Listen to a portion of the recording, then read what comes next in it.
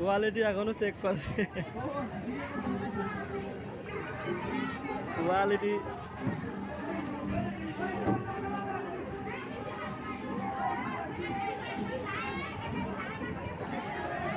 ঘন্টায় কত piece check করেন ভাই? হ্যাঁ 350। ভাই ঘন্টায় কত পিস চেক করেন?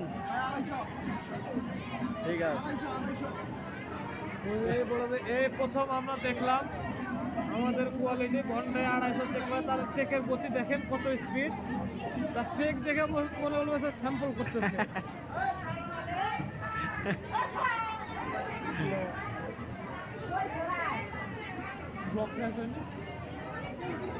খুবই স্মার্ট একজন। সময়তে ঘন্টায় 300 করে ফেলে চেক, কারণ সবাই ছুটি।